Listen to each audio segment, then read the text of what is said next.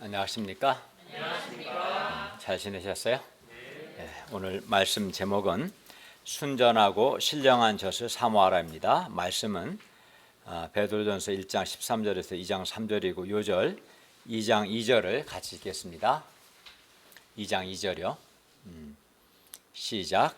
갓난아기를 같이 순전하고 신령한 젖을 사모하라. 이는 그로 말미암아 너희도 구원에 이르도록 자라게 하려 함이라. 네, 기도하겠습니다.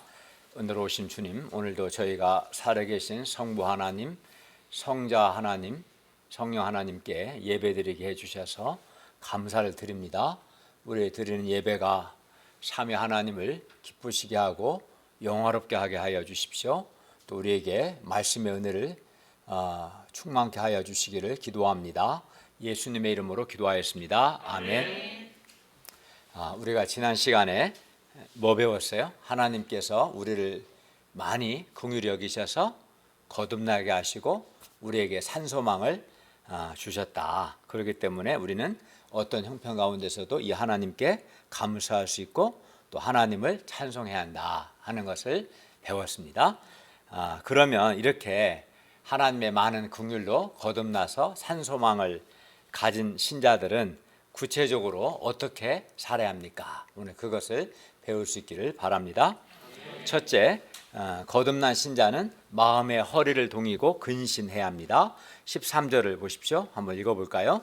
시작. 그러므로 너희 마음의 허리를 동이고 근신하여 예수 그리스도께서 나타나실 때에 너희에게 가져다 주실 은혜를 온전히 바랄지어다. 네, 그러므로는 방금 말씀드린 것처럼 하나님께서 많으신 긍휼대로 우리를 거듭나게 하사 산소망이 있게 하셨으므로 라는 뜻입니다.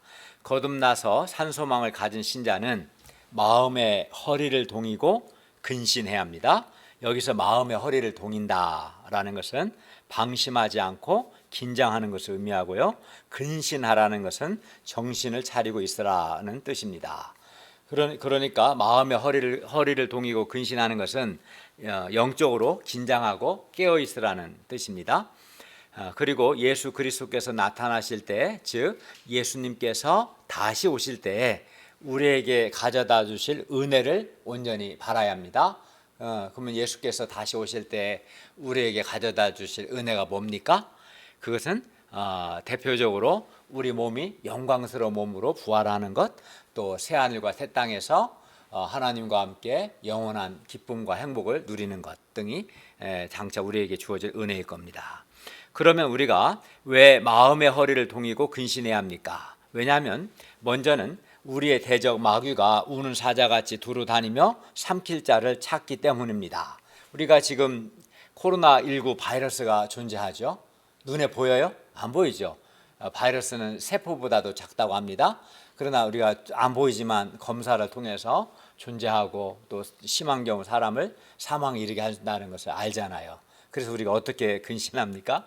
마스크를 쓰고 또 이렇게 소독을 하고 환기를 시키고 하지 않습니까?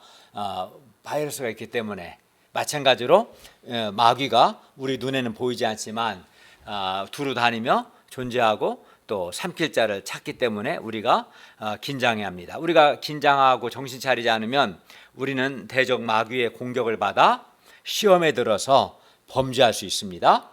다윗이 그러했어요. 다윗이 마음의 허리를 동이지 않고 풀어졌을 때 그는 사탄의 시험에 들어서 종역의 큰 죄를 지었고 어려움에 처했습니다.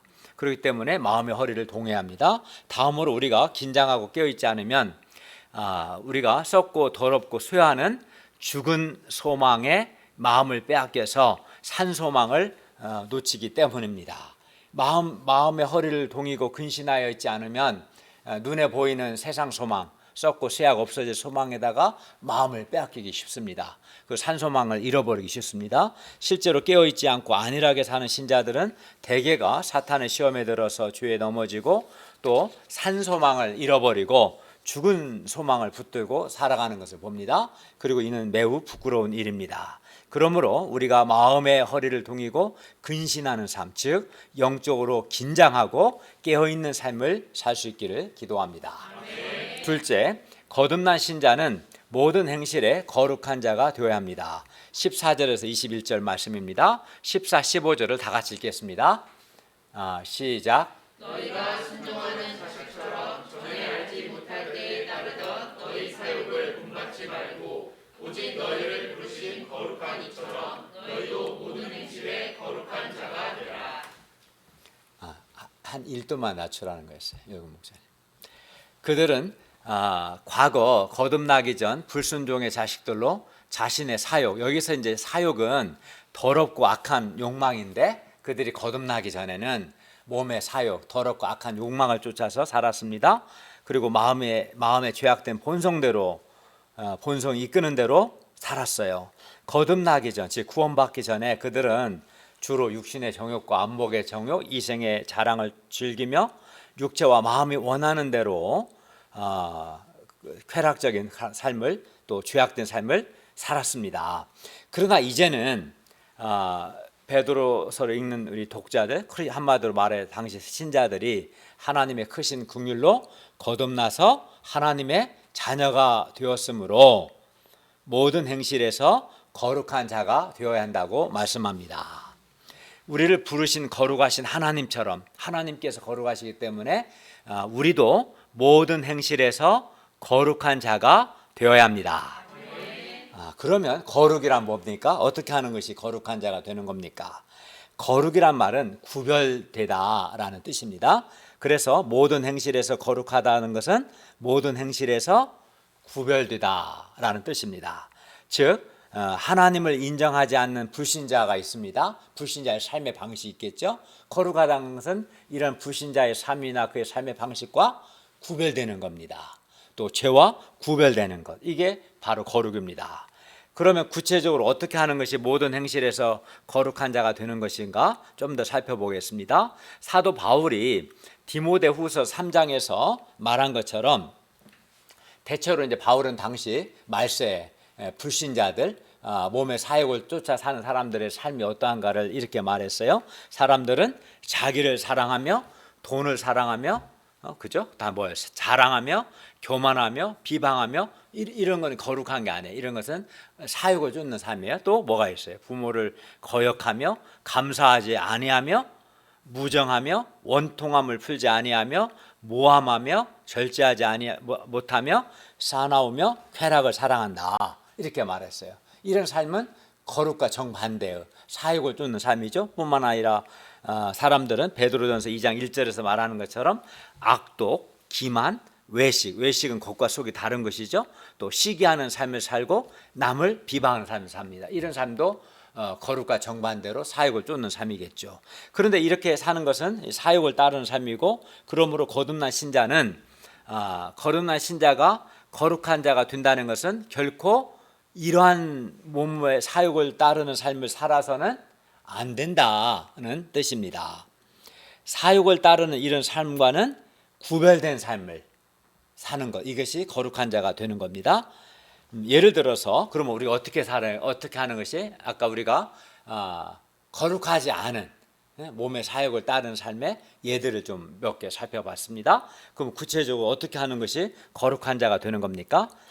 자기를 사랑하는 자기중심적이고 이기적인 삶이나 또는 돈을 사랑하는 물질적인 삶이 아니라 하나님을 사랑하고 동역자들이나 형제 자매들을 사랑하는 삶, 이게 이제 거룩한 거죠.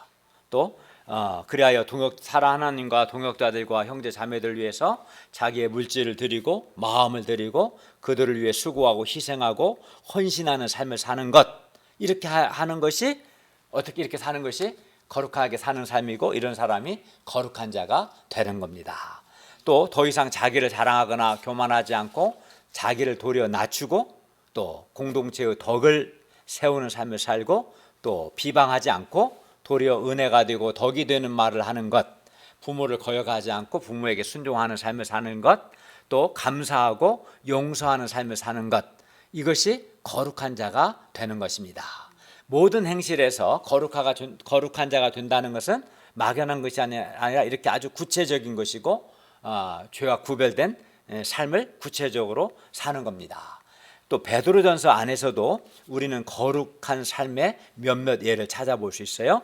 1장 22절을 보시면 거짓이 없이 서로 뜨겁게 사랑하는 것, 이것이 거룩한 자가 되는 겁니다. 2장 2절을 보면 사람들이 육체와 육체의 영광을 추구할 때 순전하고 신령한 저신 하나님의 말씀을 사모하는 것이 바로 거룩한 자가 되는 겁니다. 3장 1절을 보면 아내가 남편에게 순종하는 것, 3장 3, 4절을 보면 아내들이 외모를 꾸미기보다 내면을 온유하게 하는 것, 또 3장 7절을 보면 남편들이 아내를 귀히 여기는 것, 이렇게 하는 것이 거룩입니다. 이외에도 우리는 모든 행실에서 거룩한 자가 되어야 합니다. 모든 행실에서 거룩한 자가 되라고 말씀합니다. 베드로는 거듭난 신자들이 이렇게 모든 행실에서 거룩한 자가 되어야 한다고 했는데, 그러면 왜 모든 신자들이 모든 행실에서 거듭난 자들이 거룩한 자가 되어야 합니까? 그 이유는 첫째로 16절을 보시면 하나님께서 내가 거룩하니 너희도 거룩하라고 하나님이 명령하셨기 때문에 우리는 모든 행실에서 거룩한 자가 되어야 합니다. 거룩하라는 것은 단순한 권면이나 권고가 아니라 살아계신 하나님의 명령입니다. 거룩한 자가 되라 명령하셨습니다. 그러므로 우리는 이 명령에 순종해서 모든 행실에서 거룩한 자가 되어야 합니다. 하나님께서 거룩하시기 때문에 하나님의 자녀된 우리도 거룩해야 합니다. 거룩해도 되고 안 돼도 되고가 아니라 반드시 모든 행실에서 거룩한 자가 되어야 합니다. 그러니까 죄악된 삶, 불신자의 삶, 이런 삶과 그런 삶의 양식과는 반드시 구별된 삶을 살아야 합니다. 둘째로 17절을 보시면 하나님께서 각 사람의 행위대로 심판하시기 때문에 행위를 보시고 행위대로 심판하시기 때문에 우리는 모든 행실에서 거룩한 자가 되어야 하는 겁니다. 17절을 다 같이 읽겠습니다. 시작. 눈으로 보시지 않고 각 사람의 행위대로 심판하시는 일을 너희가 아버지라 부른즉 너희가 낙인으로 있을 때를 두려움으로 지내라. 하나님께서는 각 사람을 외모로 보시지 않습니다. 이 말은 뭡니까? 하나님은 각 사람의 인간 조건을 보시지 않는다는 거예요. 사람은 사람을 볼 때 외모를 봅니다. 생김새도 보고 그 사람이 어느 직장에 다니고 어느 대학을 나왔고 돈을 얼마나 벌고 사회적 지위를 보고 인간적인 조건을 보죠. 외모를 본단 말이에요, 한마디로. 그죠?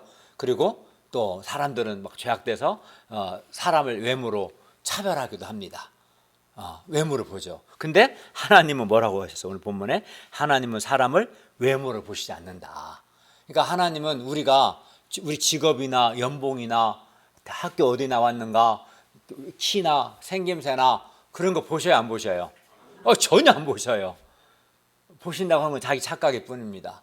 하나님은 결코 사람을 외모로 보시지 않습니다. 그럼 뭘 보셔요? 행위를 보십니다. 행위. 그가 거룩한 자의 삶을 사는가, 아니면 불신자의 그 죄악된 삶을 사는가, 행위를 보신다는 겁니다. 하나님은 각 사람의 행위를 보시고 그 행위대로 심판하십니다. 하나님의 심판대 앞에서 각 사람의 행위가 다 드러나고 하나님께서는 각 사람의 행위대로 심판하십니다. 그렇기 때문에 우리는 이 땅에서 나그네로 사는 동안 하나님의 심판의 때를 생각해서 두려움으로 지내야 합니다. 이 두려움으로 지낸다는 것은 모든 행실에서 거룩한 자가 되는 것을 의미합니다. 셋째로 우리가 왜 모든 행실에서 거룩한 자가 되어야 하냐면 우리가 예수 그리스도의 보배로운 피로 대속함을 받았기 때문입니다. 18절과 19절을 다 함께 읽겠습니다. 시작. 너희가 알거니와 너희 조상이 물려준 헛된 행실에서 대속함을 받는 것은 은이나 금같이 없어질 것으로 된 것이 아니요 오직 흠없고 정없는 어린 양 같은 그리스도의 보배로운 피로 된 것이니라. 대속이란 여기 대속이란 단어 나온 대속이란 몸값을 주고 노예 상태에서 자유케 하는 것. 그러니까 몸값을 주고 노예를 해방시키는 것. 이게 바로 대속입니다. 그런데 당시에 노예를 대속할 때, 즉 노예를 자유케 할 때, 해방시킬 때는 은과 금 같은 돈으로 대속했습니다. 돈을 주고 이제 노예를 자유케 한 것이죠. 그러나 우리 조상이 물려준 헛된 행실, 죄악된 행실에서 대속함을 받은 것은 은이나 금과 같이 없어질 것으로 된 것이 아니라 흠없고 점없는 어린 양과 같은 예수 그리스도의 보배로운 피로 된 것입니다. 그러니까 우리가 은이나 금과 같은 돈을 주고 대속함을 받은 게 아니라 예수 그리스도의 보배로운 피로 대속함을 받았다. 즉 예수 그리스도께서 우리를 죄와 사탄의 노예에서 대속하기 위해서, 우리를 자유케 하기 위해서 예수께서 십자가에서 보배로운 피를 흘리셨다는 뜻입니다. 예수 그리스도의 아주 귀한 희생을 통해서, 예수님의 피 흘리심, 이 희생을 통해서 우리가 대속함을 받은 겁니다. 하나님의 아들 예수 그리스도께서 십자가에서 그의 보배로운 피를 흘리셔서 우리를 죄와 사탄의 종노릇 한 데서 대속함, 즉 자유케 하신 겁니다. 그리고 예수님께서 보배로운 피를 흘리사 우리를 대속하신 것, 우리를 죄와 사탄의 노예에서 해방시키신 것은 우리가 더 이상 조상의 헛된 행실, 망령된 행실, 죄악된 행실을 쫓아 살지 말고 거룩하게 살도록 하기 위함입니다. 그러므로 우리는 예수 그리스도의 이 귀한 희생을 통해서, 예수의 보배로운 피 흘리심을 통해서 구원받았음을 알고 이 주님의 피의 은혜가 헛되지 않도록 모든 행실에서 거룩한 자가 되어야겠습니다. 그러니까 우리가 모든 행실에서 거룩한 자가 되지 않고 몸의 사욕을 따라서 행하고 죄악된 삶을 살고 불신자처럼 사는 것은 나를 위해서, 나를 사랑하사 나를 위해서 십자가에서 못 박혀 피 흘리신 예수 그리스도의 피의 은혜를 헛되이 하는 겁니다. 우리가 주님의 피의 은혜를 헛되이 하지 않기 위해서 우리는 모든 행실에서 거룩한 자가 되어야 합니다.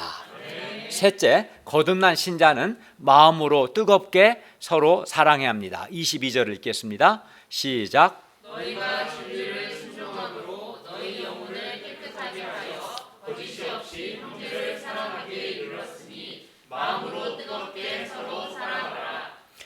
소아시아에 흩어진 신자들이 거듭나기 전에는 진리를 순종하기는커녕 진리를 알지도 못했습니다. 거듭나기 전 그들은 마귀에게 속해서 진리를 모르고 주로 어떻게 살았냐면은 형제를 막 시기하고 미워했습니다. 또는 형제를 사랑하는 것 같아서나 진실하게 사랑하지 않고 외식했습니다. 속과 겉이 다르게 행동한 거죠. 그러나 우리는 이제 거듭났고 하나님의 자녀가 되었기 때문에 우리는 그렇게 살면 안 됩니다. 즉 우리는 서로에게 거짓이 없어야 합니다. 우리는 서로에게 진실해야 합니다. 거짓으로 사랑하는 것은 그건 사랑이 아닙니다. 그것은 외식이고 그것은 위선입니다. 우리가 거짓이 없이 형제를 사랑하기 위해서는 먼저 우리 영혼이 깨끗해야 하고, 또 우리 영혼이 깨끗하기 위해서는 우리가 진리를 순종해야 합니다. 그런데 그들이 거듭난 이후 진리를 순종함으로, 즉 예수님의 복음의 말씀을 믿고 매일의 삶 속에서 하나님의 진리의 말씀에 순종함으로 그들이 영혼이 거룩하게 깨끗하게 되었습니다. 그리하여 그 거짓이 없이 이제 형제를 사랑할 수 있게 된 겁니다. 그러므로 우리 신자들은 거짓이 없이 마음으로 뜨겁게 서로 사랑해야 합니다. 마음으로 서로 뜨겁게 사랑하는 것이 이제 거듭난 신자들이 마땅히 힘써야 할 삶인 것이죠. 그러므로 동역자들에게 예를 들어 무관심하거나, 동역자들이나 형제 자매에게 무관심하거나, 또는 동역자들이나 형제 자매를 위해서 이렇게 수고하고 섬기고 희생하는 것을 하지 않거나, 이것은 사랑하는 겁니까? 사랑하지 않는 겁니까? 사랑이 없는 거죠. 그죠? 우리는 서로를 사랑하되 거짓이 없이 진실하게 사랑해야 하고, 또 미지근하지 않고 마음으로 뜨겁게 서로 사랑해야 합니다. 그러면 사랑이 뭡니까? 사람들이 신자나 불신자나 사랑한다는 말을 많이 합니다. 근데 사랑이 뭔지도 모르고 그 단어를 쓰는 사람들 의외로 많습니다. 사랑을 한마디로 정의하기는 어렵지만 이렇게 말할 수 있을 겁니다. 내가 누군가를 사랑하면 그 사람을 위하는 것, 그 사람을 위하여 행동하는 것, 그 상대를 위하는 것이 사랑하는 겁니다. 예를 들어서 쉽습니다. 예수께서 우리를 사랑하셨습니다. 이건 뭔 말이냐면 예수님께서 우리를 사랑하셨다, 우리를 위하여서 우리를 죄와 죽음에서 건지시기 위해서 자기 목숨을 십자가에서 내어주셨어요. 그러니까 우리를 위하여 자기 목숨을 내어주신 거, 이게 이런 것이 사랑입니다. 사랑이라는 것은 상대방을 위하는 겁니다. 그래서 동역자들이나 형제 자매들에게 그들을 사랑한다는 것은 그들을 위해서 그들에게 관심을 갖고 또는 어려움 가운데 있는 동역자들이나 형제 자매들을 위해 기도해주고 그들에게 도움이 필요할 때 실제로 도와주고 또 그들을 위해서 실제적인 수고를 하는 것, 이렇게 하는 것이 사랑입니다. 사랑이란 이렇게 사랑하는 그 대상을 위하는 어떤 마음과 행동의 사랑입니다. 동역자들이 또는 형제 자매님들이 거룩하고 건강한 하나님의 사람이 되도록 그를 위해 기도해주고 말씀을 가르쳐주고 그의 죄와 싸워주고 권면해주는 것은 사랑 중에서도 가장 수준 높은 사랑입니다. 우리가 어떤 사람을 위해서 맛있는 음식을 대접해 주는 것도 사랑입니다. 그에게 많은 물질적인 도움을 주는 것도 사랑이겠죠. 그러나 생각해 보십시오. 뭐가 더 대단한 겁니까? 그 사람 자체가 건강하고 거룩하고 하나님이 쓰실 만한 온전한 사람이 되어서 그 변화되고 성화되고 영광스럽게 하나님께 쓰임받는 사람, 그 사람 자체가 변화되고 성장하고 건강하게 되도록 돕는 것, 이것이 가장 최고의 사랑일 것입니다. 이게 최고의 사랑인 거예요. 뭔가를 주는 것보다 그의 존재 자체가 변화되고 성장하고 하나님께 쓰임받도록 그가 영광스러운 삶을 살도록 돕는 것, 이게 최고의 사랑입니다. 그러려면 그 사람에 대해서 관심을 가져야 하고 그를 위해서 기도해야 하고 그를 위해 사랑의 수고를 해야 하고 또 그가 변화되도록 그의 죄와 그의 불순종, 그의 불신, 그의 거스름 등등의 그 죄를 인내하면서 죄를 책망하고 때로는 꾸짖고 때로는 훈련도 해서 그가 회개하고 변화되고 하나님의 통치를 받도록 돕는 것, 이게 사랑 중에서도 최고의 수준 높은 사랑입니다. 그리고 이러한 사랑에는 반드시 수고와 희생이 요구됩니다.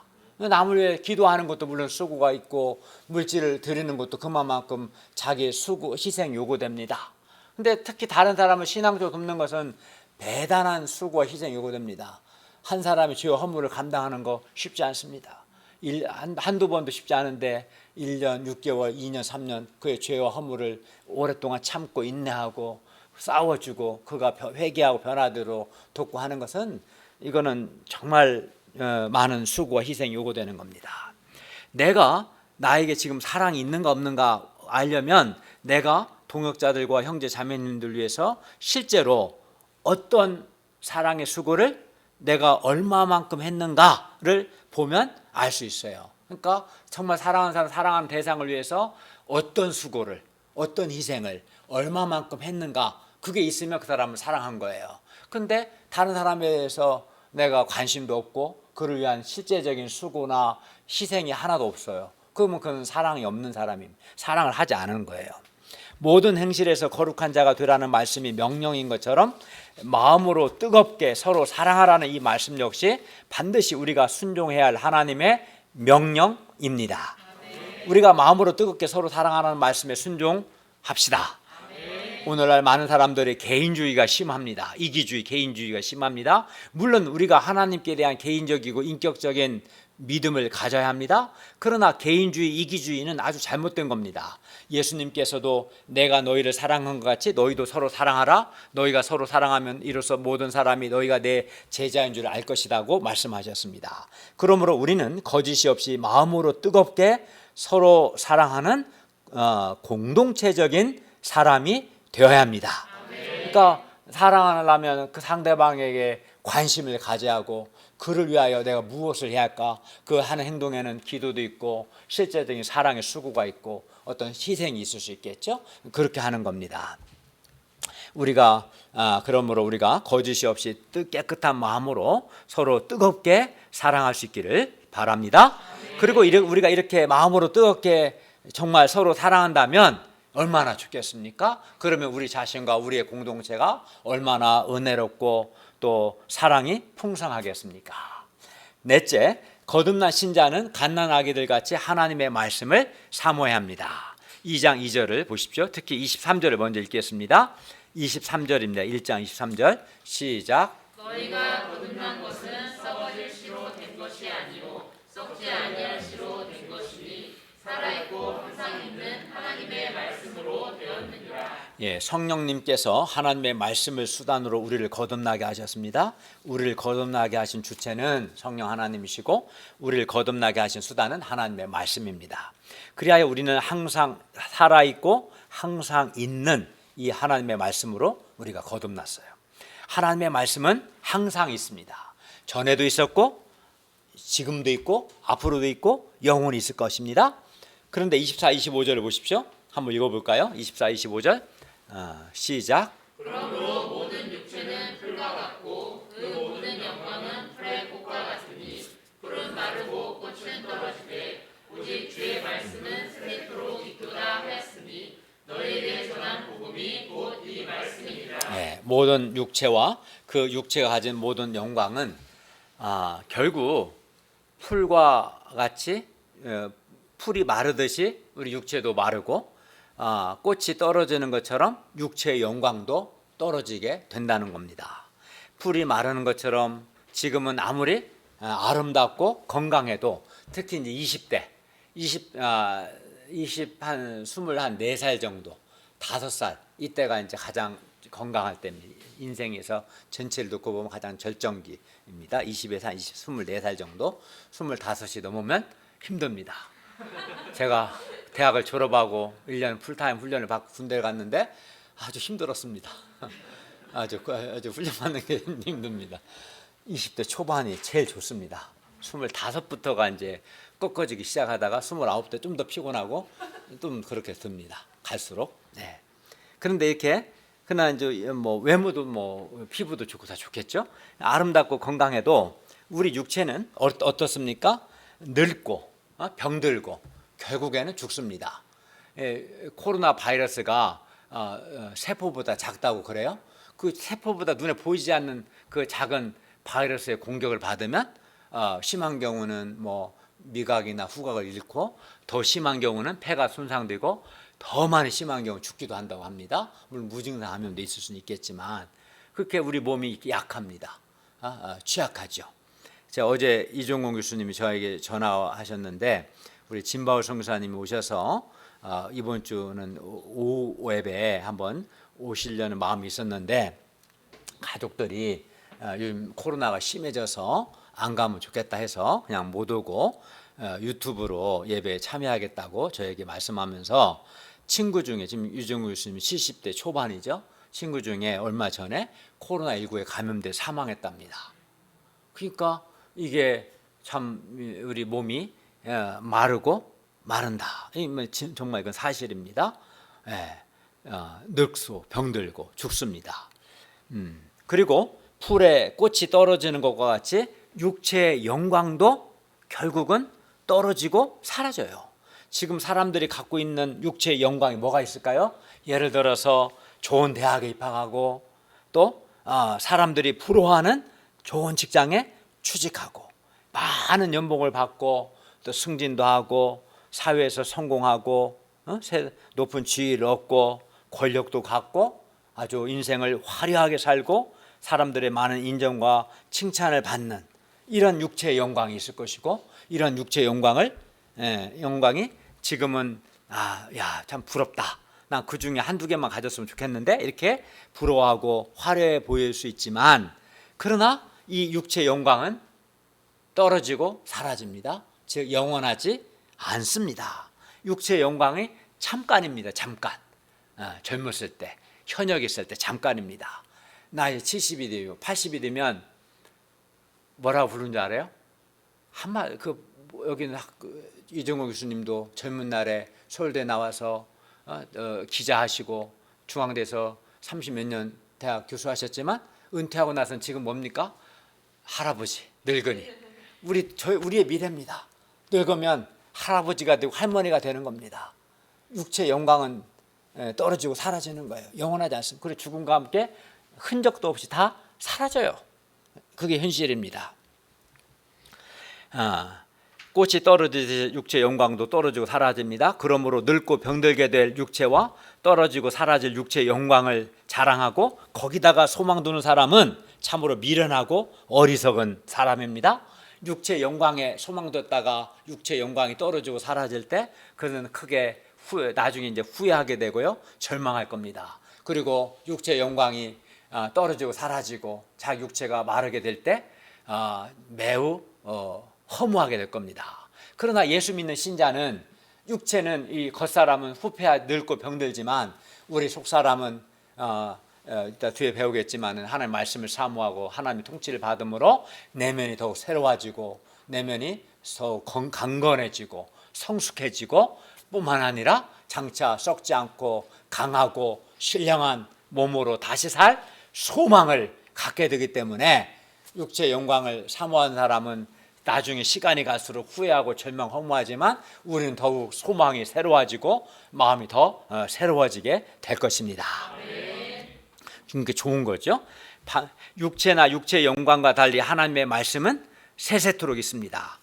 육체는 마르고 육체의 영광은 떨어지고 사라지지만 하나님의 말씀은 그렇지 않습니다. 하나님의 말씀은 살아있고 영원토록 항상 있습니다. 그리고 하나님의 말씀은 허물과 죄로 죽은 사람들을 거듭나게 할 뿐만 아니라 거듭난 신자들로 하여금 구원에 이르도록 자라게 합니다. 하나님의 말씀은 우리를 자라게 합니다. 성장하게 합니다. 2장 1절을 형제들이 2절을 자매들이 한번 읽겠습니다. 시작. 그러므로 모든 악독과 모든 기만과 외식과 시기와 모든 비방하는 말을 버리고 갓난 아기들 같이 순전하고 신령한 젖을 사모하라. 이는 그로 말미암아 너희로 구원에 이르도록 자라게 하려 함이라. 우리 교회 우리 서준이, 지은이, 하람이 또 다혜, 다은이, 도윤이가 자라야 하는 것처럼 이들이 태어나서 자라야 하고 또 자라고 있죠. 거듭난 신자 역시 하나님을 향해서 새롭게 태어났기 때문에 거듭난 신자도 자라야 합니다. 거듭났다는 것은 하나님을 향해 새롭게 태어난 거예요. 태어났으니까 자라야 하는 겁니다. 성장해야 돼요. 갓난아이가 젖을 싫어하고 그 결과 자라지 않는다면 심각한 문제입니다. 태어난 아이든 거듭난 신자든 자라지 않는다면 그것은 매우 심각한 질병입니다. 아이가 자라지 않는다면 부모가 매우 근심할 겁니다. 마찬가지로 거듭난 신자가 자라지 않는다면, 성장하지 않는다면 하나님께서 매우 근심하실 겁니다. 그러므로 우리는 구원에 이르도록 자라야 하겠습니다. 그러면 거듭난 신자가 구원에 이르도록 자란다는 것은 무엇을 의미할까요? 그러니까 하나님의 말씀이 우리를 구원에 이르도록 자라게 한다고 했는데 자라게 한다는 게 구체적으로 뭘까요? 여기서 구원에 이르도록 자란다는 것은 이런 겁니다. 말씀을 통해서 내면이 밝아지고요, 건강하게 되고 신자로서 내면성을 갖추는 것. 자란다는 것은 내면이 성숙해지고 내면이 성화되는 것을 의미합니다. 구원에 이르도록 자란다는 것은 또 모든 행실에 거룩한 자가 되는 것이고 거짓이 없이 마음으로 뜨겁게 서로 사랑하는 것. 사랑이 없는 사람이 마음으로 진실함으로 꺾게 사랑하는 사람이 되는 게 바로 자라는 거 아니겠습니까? 사욕을 쫓아 살던 사람이 거룩한 자가 되어가는 것이 자라는 것이고요. 또 하나님의 사람으로 온전하게 되고 선을 행할 능력을 갖게 되는 것, 이게 자라는 거죠. 옛날에는 양으로서 양육만 받았는데 이제는 목자로서 다른 사람들 위해 기도하고 말씀으로 돕고 섬기고 사람을 키워내는 그 사람이 되는 것이 자라는 거 아니겠습니까? 평생 양으로 사는 게 자라는 걸까요? 예언 목자님? 아니죠, 그렇죠? 자라는 것은 성장하는 거예요. 이렇게 저도 양인데 지금 이제 목자가 돼서 사람을 돕습니다. 이렇게 하면 자라는 겁니다. 또 자란다는 것은 우리의 내면의 소원이, 거룩한 소원이 더욱 많아지고요, 내적인 힘이 더욱 강해지고 또 믿음이 자라는 것, 이것도 자라는 것입니다. 거듭난 신자는 이렇게 구원에 이르도록 자라야 합니다. 거듭난 신자가 자라지 않는다면 하나님께서 매우 근심하실 것이고, 자라지 않는 신자는 사람이 자라지 못하면 하나님께 쓰임받지 못해요. 자라지 않는데 어떻게 쓰임받을 수 있겠어요? 자라지 못하면 쓰임받지 못할 뿐만 아닙니다.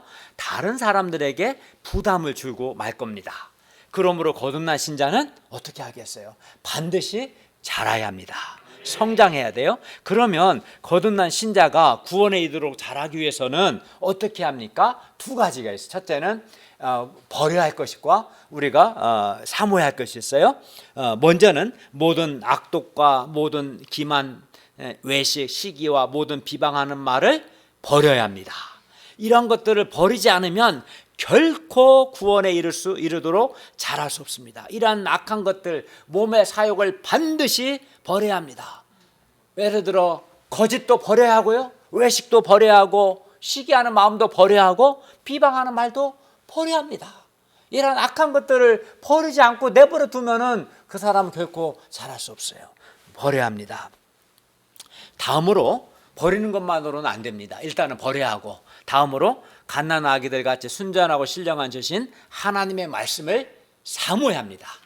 하나님의 말씀 사모해야 합니다. 갓난 아기들은 젖을 매우 사모합니다. 젖을 주지 않으면 웁니다. 젖 달라고. 그리고 젖을 사모하는 갓난 아기들은 아주 건강하게 자랍니다. 그리고 갓난 아기들이 젖을 사모하여 건강하게 자라는 모습을 보면 매우 사랑스럽고 기쁘고 아주 보기도 좋습니다. 근데 저도 이제 두 아이를 키워봤지만, 내가 키우고 인수 사모님 키웠죠. 나는 키우는 거 옆에서 봤어요. 하는데 정말 신기하더라고요. 애가 태어났는데 엄마 젖 먹은 밖에 없어요. 근데 한 1년, 2년 지나면 굉장히 애가 자라요. 정말 신기하지 않아요? 젖을 먹은 것밖에 없어요. 근데 그 젖에 많은 엄마가 준 영양분이 다 들어가 있어서 그런지 젖을 먹으면 자라요. 근데 하나님의 말씀도 신기해요. 말씀을 사모하면 사람이 자라게 돼요. 영적으로 성장하게 되는 겁니다. 마찬가지로 거듭난 신자도 갓난 아기들 같이 순전하고 신령한 젖인 하나님의 말씀을 사모해야 합니다. 말씀을 사모해야 구원에 이르도록 자라게 됩니다.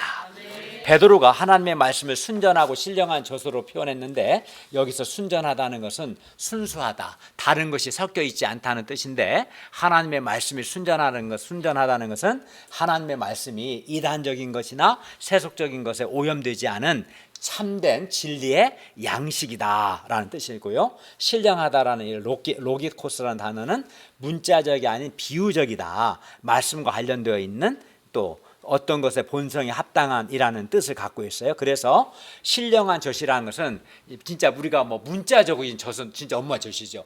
다 큰 내가 엄마 젖을 사모하라는 게 아니라 비유적인 의미에서 젖이라고 할 수 있는 하나님의 말씀을 사모하라, 이런 의미입니다. 또 신령한 젖은 말씀과 관련된 젖이라고 할 수 있고요. 또 거듭난 신자에게 합당한 어떤 본성에 맞는, 이러니까 거듭난 신자에게 합당한 젖이다, 하나님의 말씀이, 이렇게 번역할 수 있습니다. 가난 아기들의 본성에는 엄마 젖이, 진짜 문자적으로 엄마 젖이 합당한 것처럼, 마찬가지로 구원받은 신자들, 거듭난 신자들의 본성에 합당한 것은 하나님의 말씀이다, 이런 뜻입니다.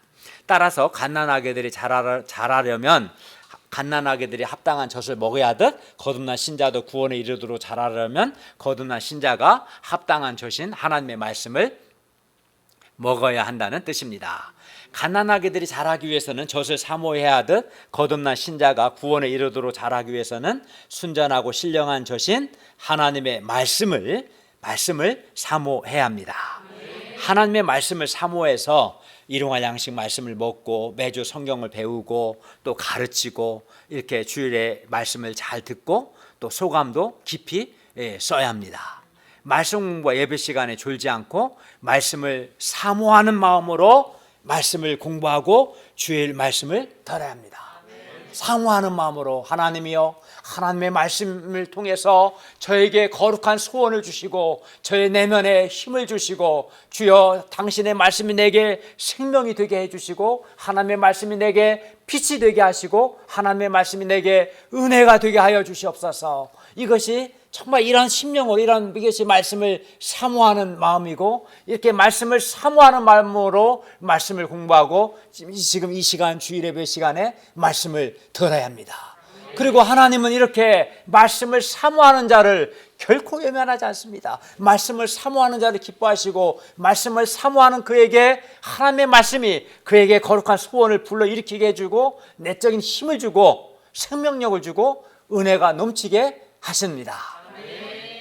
우리가 이렇게 하나님의 말씀을 사모할 때 정말 해보세요. 하나님의 말씀을 사모하면 신기하게도 내 안에 있던 죄의 욕망, 죄의 소욕이 사라지는 것을 깨닫게 됩니다. 또 말씀을 사모하면 내 내면이 밝아지고요. 말씀을 사모한 것밖에 없는데 내면에 힘이 생기고 생명력이 생깁니다.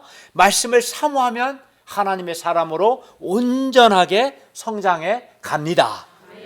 거듭난 신자가 하나님의 말씀을 사모할 때 믿음도 자라게 되고, 말씀을 사모할 때 말씀이 주는 거룩한 소원을 덧입어서 점점점 더욱 거룩하게 되고요. 말씀을 사모할 때 사랑하고자 하는 소원이 생겨서 다른 사람을 사랑하는 사람이 됩니다. 그러므로 거듭난 신자는 반드시 하나님의 말씀을 사모해야 합니다.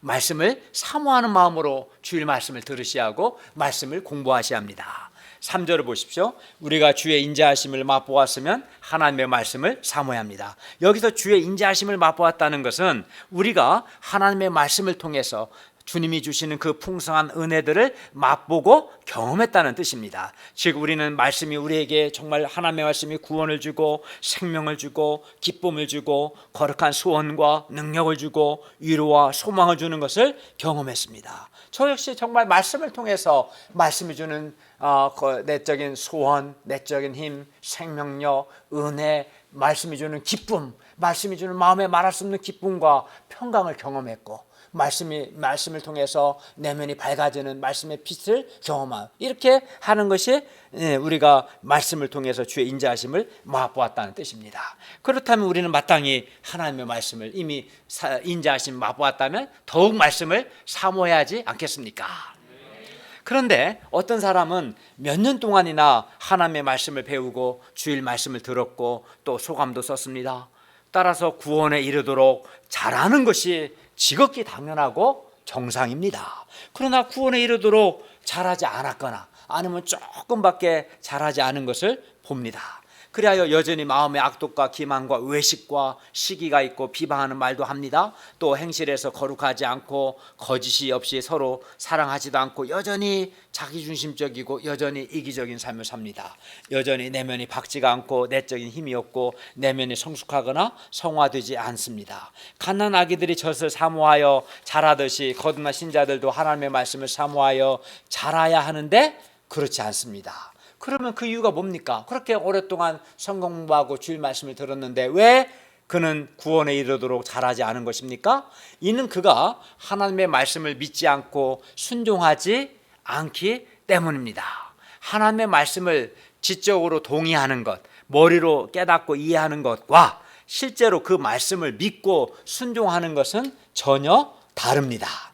그러니까 갓난아기가 젖을 먹었는데 그 젖을 잘, 제가 이영욱 목사 온도를 1도 낮추라고 했던 거예요. 이해를 잘 못하신 것 같은데, 우리가 갓난아이가 그 젖을 먹었어요. 그 젖을 잘 소화하면 젖이 정말 살이 되고 피가 되고 생명이 되고 자라게 되는 거예요. 근데 그 아이가 만약에 젖을 잘 소화를 못해요. 그럼 어떻게 돼요? 설사하게 됐죠. 설사하면 애가 자랄 수 없잖아요. 그러니까 하나님의 말씀을 공부하고 들었는데 그 말씀을 소화해야 돼요.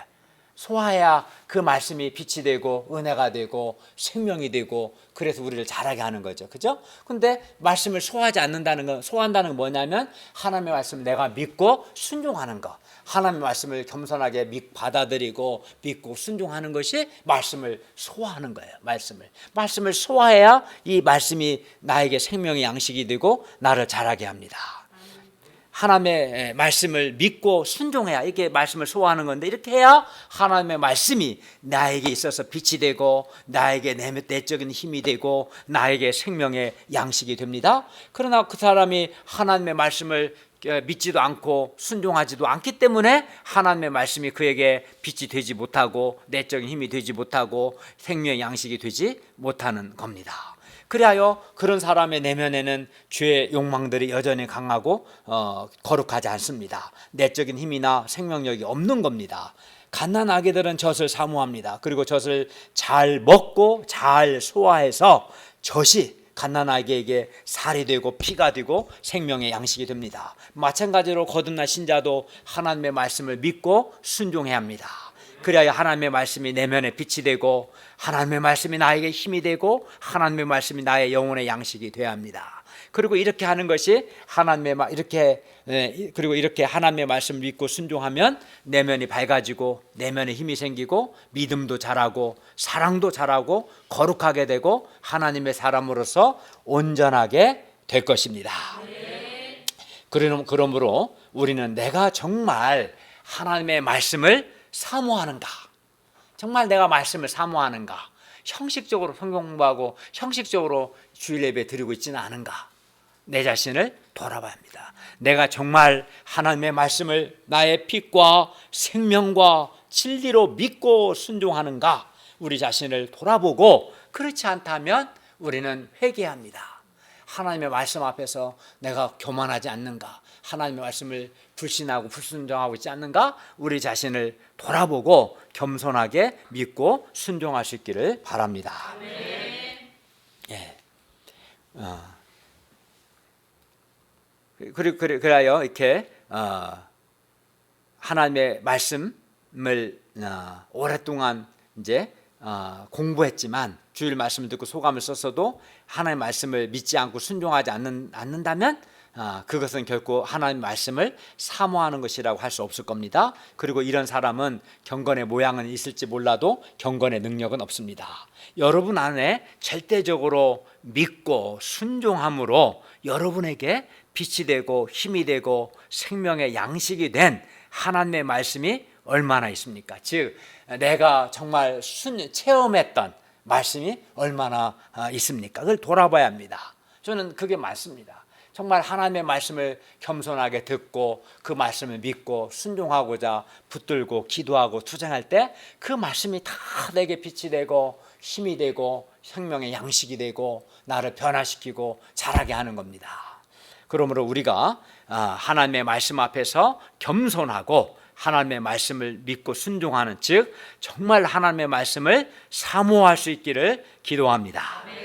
결론입니다. 우리 가운데 하나님의 많은 긍휼로 거듭난 분들이 아주 많습니다. 그러므로 우리가 거듭난 신자답게 뭐 해야 합니까? 첫째는 마음의 허리를 동이고 근신하고, 둘째는 모든 행실에서 거룩한 자가 되고, 셋째는 거짓이 없이 마음으로 뜨겁게 사랑할 수 있기를 기도합니다. 그리고 넷째는 갓난아기들 같이 순전하고 신령한 자신 하나님의 말씀을 사모함으로 내면이 밝아지고 내면에 힘이 생기고 믿음도 자라고 사랑도 자라고 거룩한 소원이 생겨서 거룩한 자가 될 수 있기를 기도합니다. 기도하겠습니다. 은혜로우신 주님, 오늘도 저에게 하나님의 생명의 말씀을 주셔서 감사합니다. 거듭난 신자로서 우리가 모든 행실에서 거룩한 자가 되고 거짓 없이 서로 사랑하며 무엇보다 하나님의 말씀을 정말 진실하게 사모함으로 우리가 신앙이 자라고 성장하고 하나님께 귀하게 쓰임받고 열매 맺게 하여 주시기를 간절히 기도합니다. 예수님의 이름으로 기도하였습니다. 아멘.